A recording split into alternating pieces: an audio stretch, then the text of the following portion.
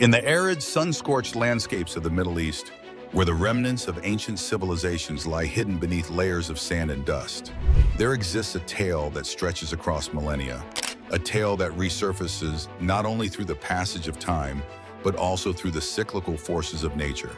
The story of Zakhiku, an ancient city that lay buried for more than 3,400 years, is one of mystery, rediscovery, and the subtle ways in which the earth keeps its secrets until the time is right. Zakhiku was once a bustling hub of civilization. Its foundations laid long before the rise of empires like Babylon, Assyria, or Persia.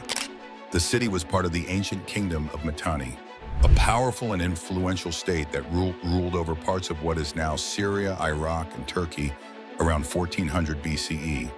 Situated near the Tigris River, Zakhiku thrived as a center of trade, culture, and military prowess. Its people, skilled in the arts of pottery, metallurgy, and horse breeding, contributed to the kingdom's strength.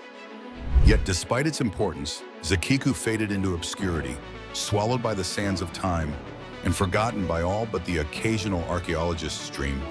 For centuries, Zakhiku existed only in the texts of ancient scribes and the half-remembered stories of those who lived on the fringes of the Mitanni Kingdom. The city's fate seemed sealed, its physical existence reduced to fragments of history buried beneath the relentless dust of the region. However, as with many lost cities, the earth had other plans. It was the devastating drought of 2020 that would stir the forgotten city from its deep slumber. The drought that gripped the region was one of the worst in recent memory, and its effects were far-reaching. Rivers shrank, agricultural lands dried up, and once thriving ecosystems withered. But amid the suffering and loss, something extraordinary occurred. As the waters of the Tigris River receded, a forgotten past began to reveal itself. The waters that had once submerged the ancient city of Zakhiku began to pull back, exposing remnants of the long-lost civilization that had once flourished in its shadow. At first, it was just a trickle of curiosity. Locals in the area noticed strange stone structures emerging from the riverbed.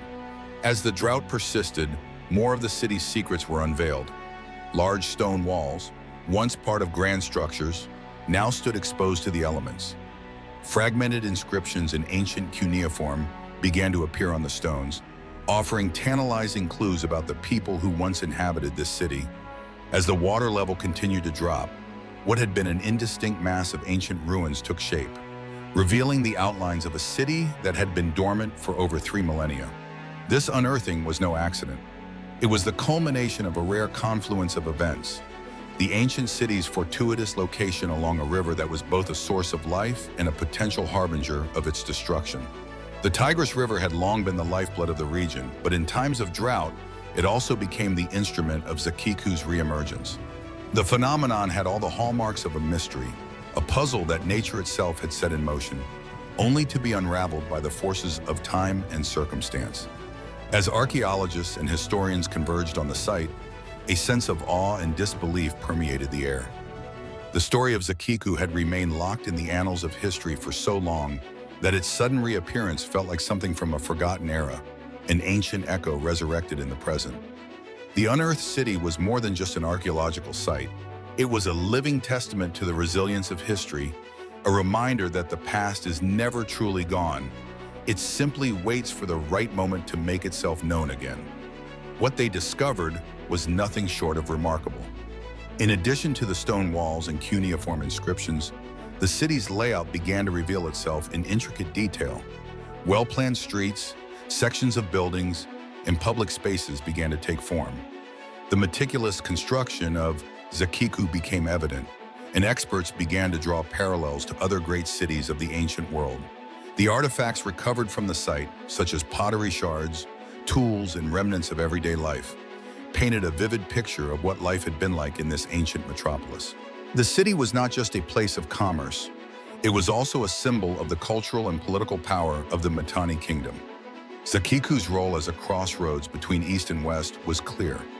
The trade routes that passed through the city connected distant regions, and its strategic position near the Tigris River made it a focal point for military and diplomatic activity. The Kingdom of Mitanni itself was known for its alliances with Egypt and the Hittites, and Zakhiku played a significant role in the geopolitical dynamics of the time.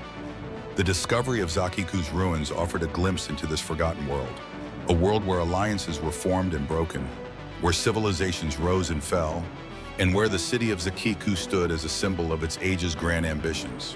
But while the archaeological discoveries were thrilling, they were not without their challenges. The excavation of Zakhiku presented numerous obstacles. The city was buried beneath the riverbed, and the risk of further flooding or erosion threatened to erase what had been uncovered. The dry conditions that had exposed the city's ruins were a double-edged sword, offering a fleeting glimpse into the past but also endangering the preservation of the site. Archaeologists worked quickly to document and secure the artifacts, knowing that time was a luxury they did not have. The return of Zakhiku was not only a triumph for historians, but also for the local community. The rediscovery of the ancient city was a moment of pride for the people of the region, a reminder of the rich history that lay beneath their feet. It was also a chance for the world to engage with the region's history in a way that was both educational and inspiring. Zakhiku's re-emergence raised important questions about the nature of historical preservation, the role of natural events in shaping our understanding of the past, and the responsibility of modern society to protect and honor the remnants of ancient civilizations. In the aftermath of the discovery, there were discussions about how best to preserve and interpret the site.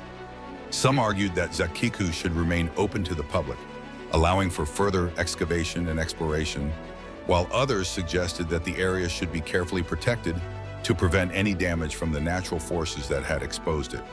Regardless of the debate over its future, one thing was clear: the re-emergence of Zakhiku had sparked a renewed interest in the ancient past, a fascination with the mysteries of history that continue to captivate the imagination. The story of Zakhiku, the 3,400-year-old city that reappeared after a drought, serves as a poignant reminder of the impermanence of human civilization and the forces of nature that shape our world. It is a tale of rediscovery, of the way in which the past can come rushing back to us when we least expect it. Zakhiku's legacy will continue to be studied, its mysteries explored, and its story told for generations to come, but for now, it stands as a symbol of the enduring power of history, a history that will never truly be forgotten, no matter how deeply it is buried. So, what do you think of our video? Let us know in the comments below, and don't forget to like, share, and subscribe to our channel for more videos.